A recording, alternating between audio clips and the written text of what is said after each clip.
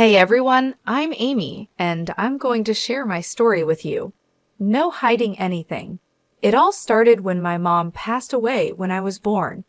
My big brother, Patrick, was only 5 years old, and our dad couldn't handle the loss. He turned to drinking, which really hurt him. By the time I was 3, he was gone too. I don't remember any of this, but Patrick told me everything. Thankfully, our grandma stepped in to take care of us. We had enough money because of what Dad left behind, but Grandma's love was what really mattered to us. Patrick went off to college while I was still in middle school. We were so proud of him. Meanwhile, Grandma and I stayed together. She was my support through all the tough times. When I finished high school, it felt like the right time to leave home, even though it was hard to leave Grandma behind. College was a whirlwind of classes and new friends. Then, after I graduated, Grandma passed away. By this point, loss was something we were familiar with. Losing her felt like losing a part of myself, but Patrick and I supported each other. Patrick moved to another city for his job, and I found myself alone in our childhood home. After college, I felt a bit lost, like many people in their 20s, unsure of what to do next. I decided to use my design degree and got a job at a small boutique. At 20, my life didn't have the excitement that others my age seemed to have. No wild parties, no serious relationships, just the routine of work and home, and I was okay with that. But everything changed when I met Henry on a rainy day. A blonde guy with ocean blue eyes came into our boutique, soaking wet and trying to dry off. "Hey, how can I help you?" I asked. "Well, first off, I'm sorry about this wet mess," he said. "Can I get a towel, please?" "Of course, I'll see if I have something in the back to help you dry off," I replied. "Thanks. Actually, I'm here to pick up something for my sister Julie. It's her birthday today. Do you think she likes patterns or something simple yet stunning?" "Definitely patterns. She loves to stand out," I said. "In that case, we have some gorgeous floral prints that I think she'll love," I suggested. It took us nearly 50 minutes to find the perfect dress for Henry's sister. We looked through racks of vibrant patterns and bold styles, sharing our thoughts and laughing along the way. I rang up the purchase at the register, and Henry leaned in a bit, his voice low and a bit nervous. "Hey, Amy, I was wondering if, maybe you'd like to grab a coffee with me sometime." "Oh, sure, I'd love to," I replied. "Great. Can I get your number so we can figure out a time?" "Of course. Here you go," I said as I handed him my number. And that's how I met Henry, who almost became my husband. Going out for coffee with a stranger was probably the boldest thing I had ever done at that point, to be honest. But hey, Henry didn't turn out to be a serial killer, so that's a plus, right? After that first coffee, we started spending more time together. We got to know each other better, and I found out that we had a lot in common. Henry's life story was kind of like mine. He lost his mom when he was young, just like I did.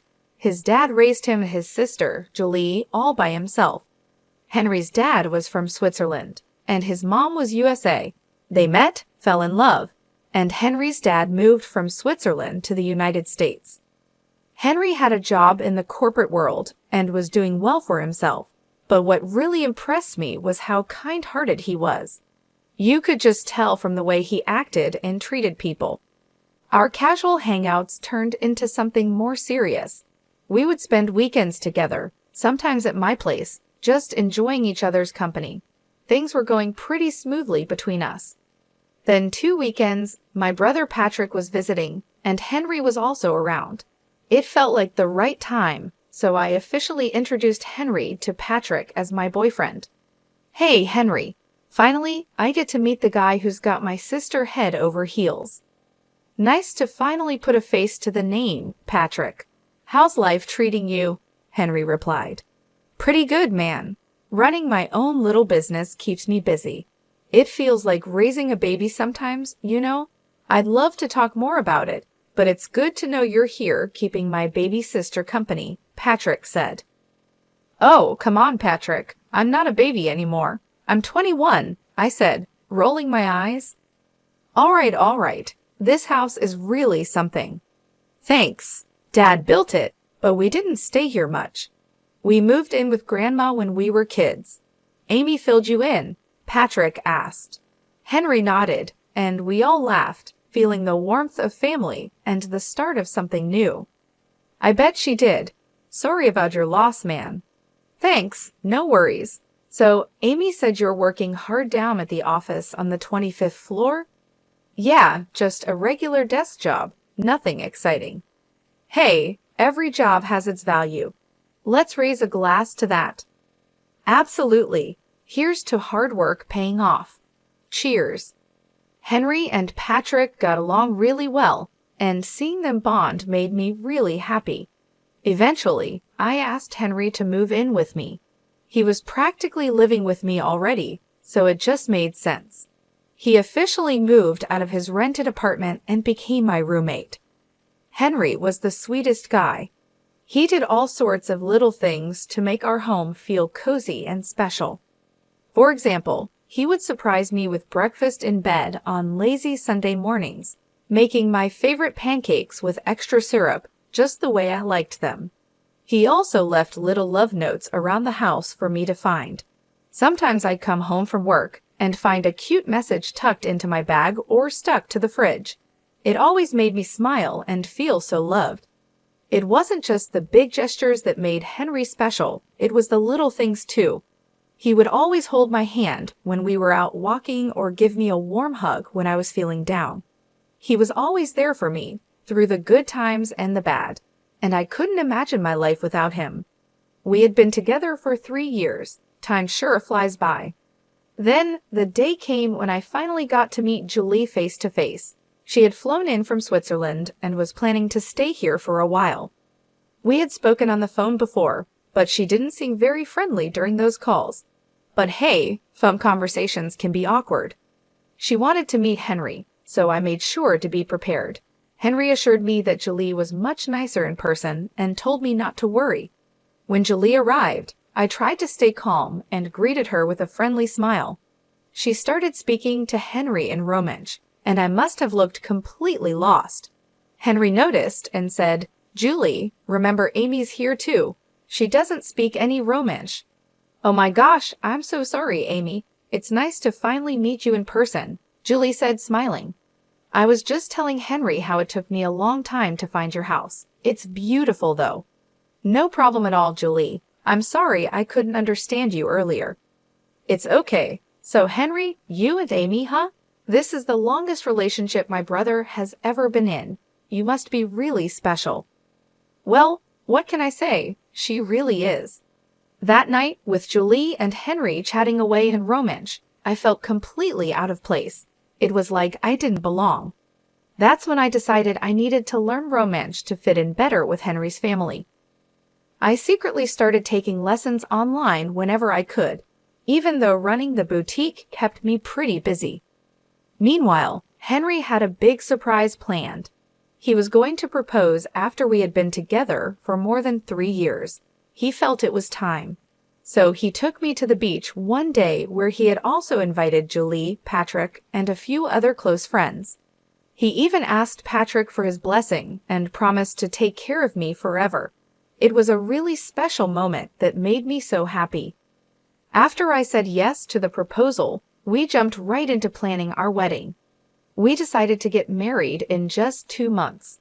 Some people might think it's a bit soon, but we both wanted a winter wedding, so we went for it. Planning the wedding was both exciting and overwhelming.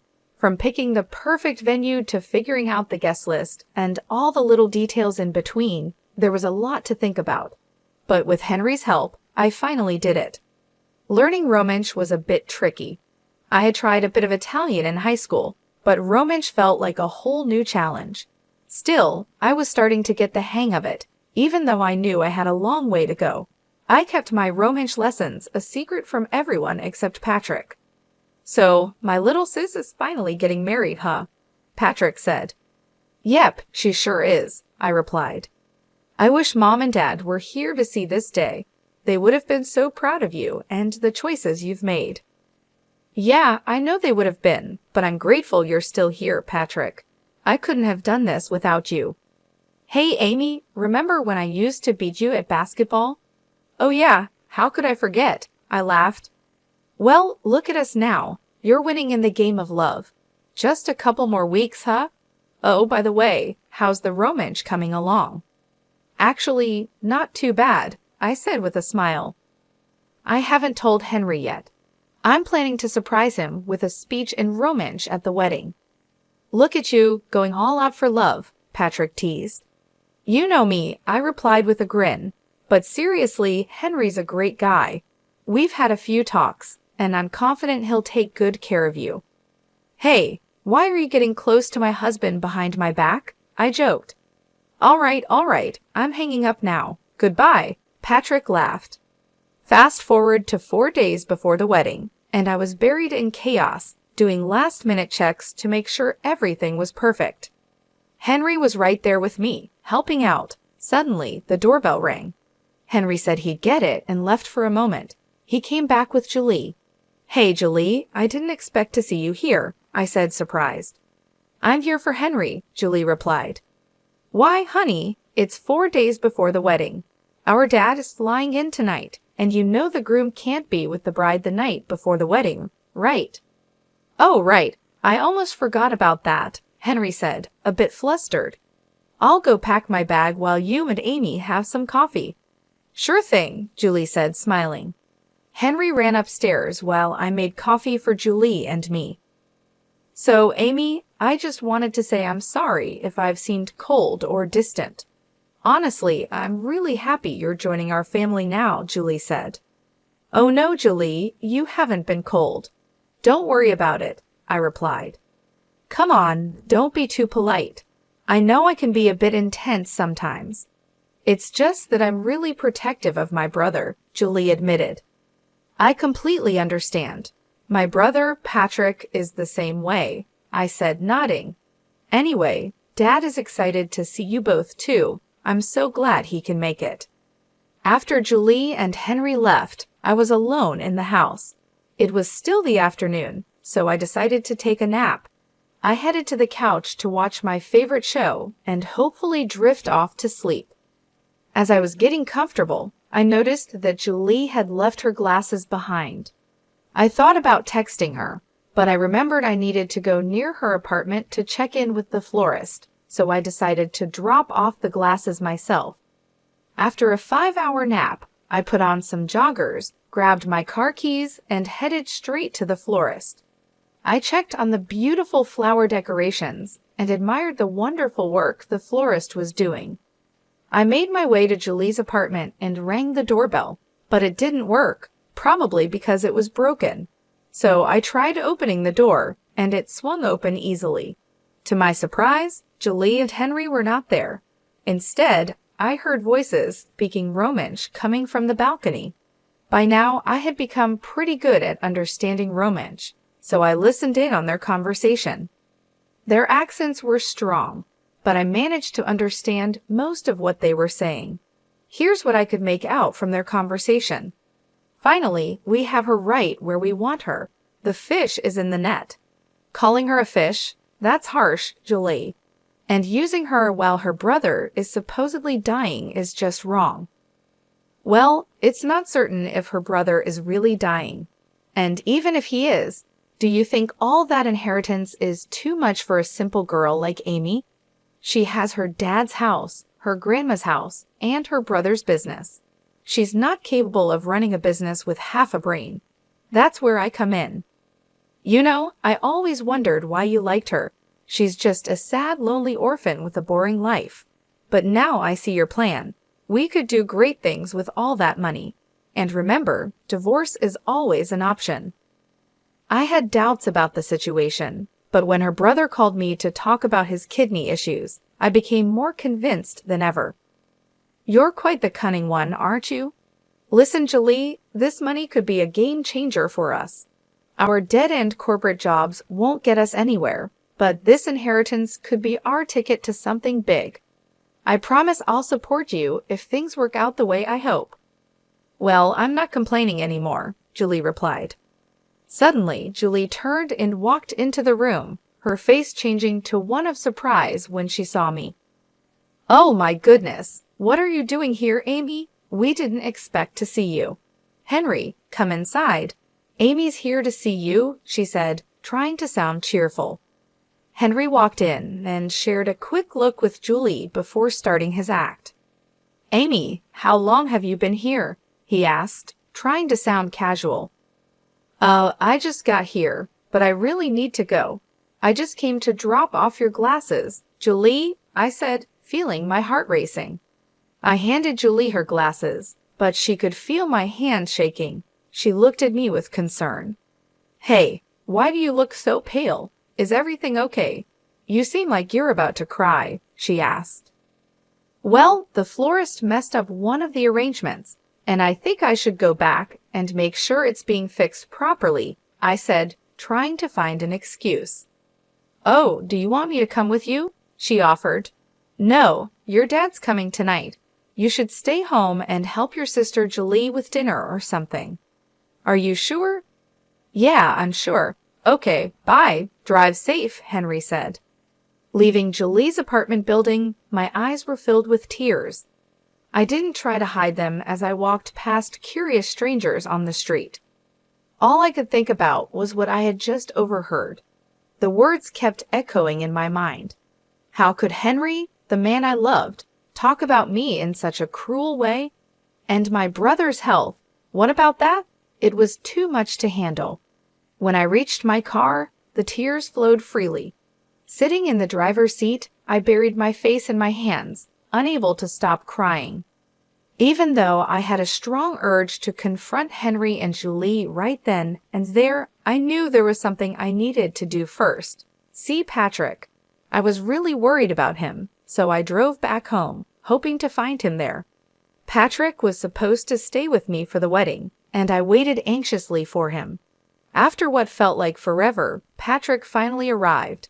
When he saw me on the couch, crying with swollen eyes, he rushed over, clearly concerned. Hey there, Amy, what's going on? You seem upset. Did something happen, or is it just cold feet before your big day? He asked, trying to lighten the mood.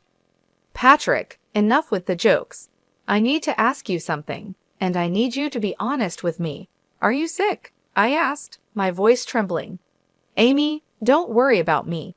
Your wedding is just around the corner, and you should be focusing on that, Patrick replied, trying to brush it off. Patrick, please, I need to know if you're okay, I insisted. Well, yeah, I've been dealing with some health issues lately, he finally admitted. What kind of health issues, Patrick? I asked, my heart sinking. It's my kidney. The doctors say it's in bad shape, he said, looking down. Oh no, Patrick. Is there anything they can do to fix it? I asked, feeling a wave of fear wash over me. He looked at me and said, They're saying I might need a kidney transplant in the future, but don't worry, they're working on it. But the chances of finding a donor aren't great, right? This is serious, Patrick, I said, feeling the weight of the situation. I know, Amy. It's a tough situation, but I believe things will work out somehow, Patrick said with a hopeful tone. Why didn't you tell me about this before, Patrick? I'm your sister. I should know. I want to help you, I insisted. No, I can't ask that of you. This is why I kept it from you. I didn't want to worry you, especially with your wedding coming up. Besides, I was hoping things would get better on their own. Who told you about this anyway? Was it Henry? But you should have told me. We're supposed to be there for each other through everything, I said, feeling hurt. I overheard Henry talking to his sister. I wanted to talk to Henry about it to make sure he would take care of you if anything happened to me. So I did. He promised to keep it away from you, though. I'm sorry you found out like that, Amy. I should have been the one to tell you. Can we please pretend we never had this conversation and deal with it after your wedding? He asked. Sure, I'll put it on hold until then, I agreed, trying to stay calm. How about we order some takeout? I have some other things to take care of. Sure, Chinese, Patrick suggested. Yeah, that sounds good. And then you better rest up and get some sleep, I said, trying to lighten the mood. Are you excited? I'm sure it's going to be a one-of-a-kind wedding. After Patrick and I finished dinner, he went off to sleep. It had been an incredibly tough day for me, with so much to process. I decided not to tell Patrick about Henry and Julie's deceitful scheme. I didn't want to burden him with worry. Instead, I resolved to handle the situation myself and teach Henry a lesson he wouldn't forget. Reflecting on everything, I realized that Henry had been using me all along. He enjoyed the benefits of free housing and meals without contributing his fair share. Sure, he'd occasionally give me small gifts, but it hardly balanced things out. I had become his safety net, making sure his life was comfortable without any financial worries. It was a bitter pill to swallow, especially considering the love I had for him. Hearing Henry talk about my brother's health like it was no big deal made me furious. How could he be so heartless? I knew then that I couldn't let him get away with it. I planned to stay calm until the wedding, then reveal who Henry really was. My plan was simple: show everyone his true nature and let them see what kind of person he really was. I wanted him to face the consequences of his actions and watch his plan fall apart right in front of him. He needed to learn that his actions had consequences, and I was determined to make sure he did. The big day finally arrived. Imagine wearing a wedding gown, putting on a fake smile, and pretending everything's fine when deep down you know you're about to walk down the aisle just to break up with your fiancé in front of everyone.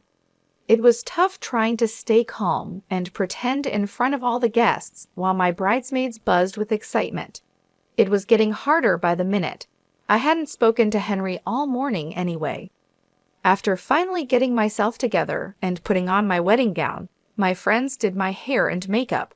I was all set. One of my bridesmaids brought out a bottle of champagne to celebrate, but I wasn't in the mood.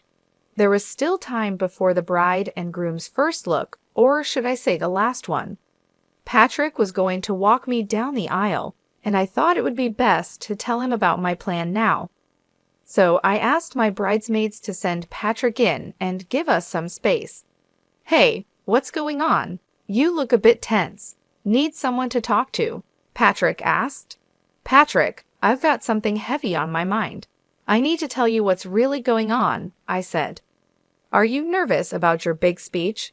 Want to practice with me once?" he asked, trying to help. "No, Patrick. There's something more serious. The thing is, Henry isn't who he seems to be.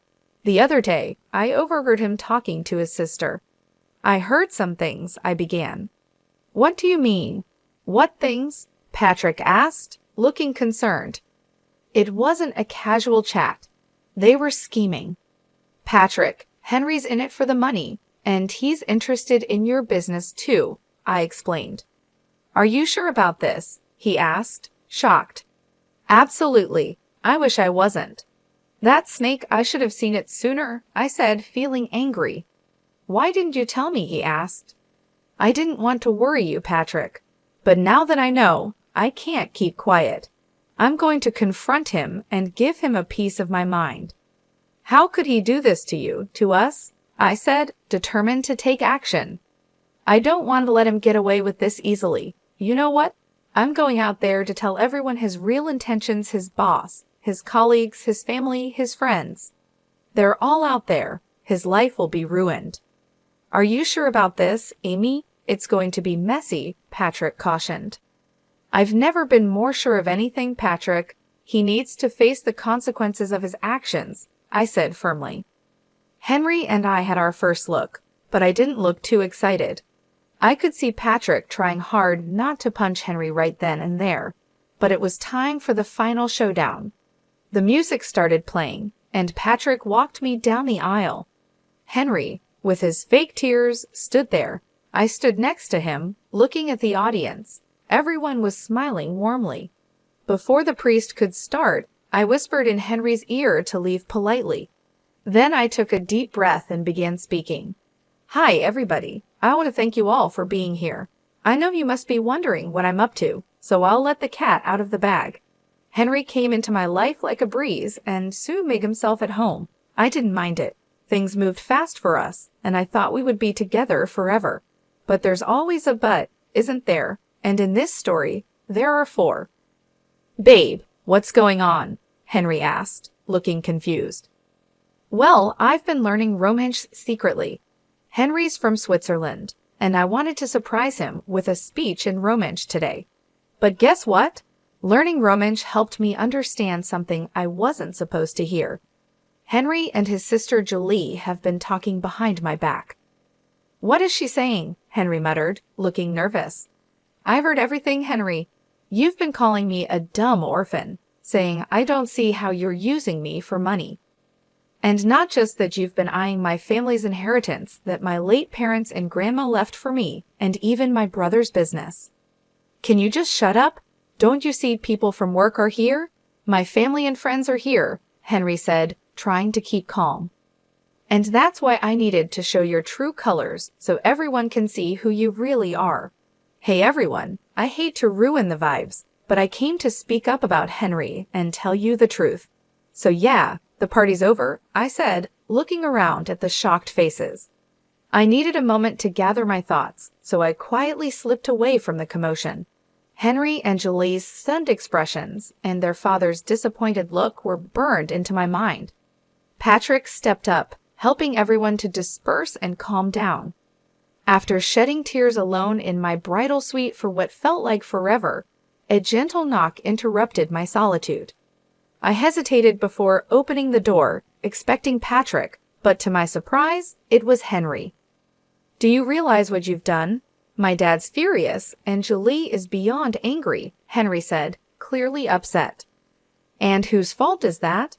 I just told the truth, I replied. You could have talked to me privately first instead of accusing me in front of everyone. Now, I don't even know if I'll have a job. My boss was already mad at me, and this might be the last straw. Where will I go? I don't even have my own place, Henry pleaded. That's the whole point, Henry. I can't believe I didn't see your true intentions sooner, I said, feeling a mix of anger and disappointment. Well, congratulations, Amy. You've ruined everything. I hope you and your stupid brother suffer all your lives, he spat. Get out, Henry. I don't want to see your face anymore, I said firmly. The rest of the wedding day is a blur in my memory. After finishing another bottle of wine and waiting for Patrick to see off the guests and clean up my mess, he finally drove me home.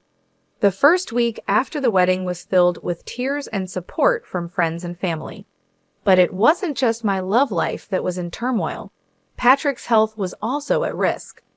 After gathering some strength, Patrick suggested I take time off work to be with him. I agreed and went to his home. There, we met with his doctors to see if I could be a kidney donor for him. Unfortunately, I wasn't a match. Despite the heartbreak, I knew I had to be strong, especially for Patrick. He had always been there for me, and now it was my turn to support him through this tough time. It wasn't easy, but I did my best to stay composed and hopeful for the challenges ahead. And now, here we are today, 6 years later.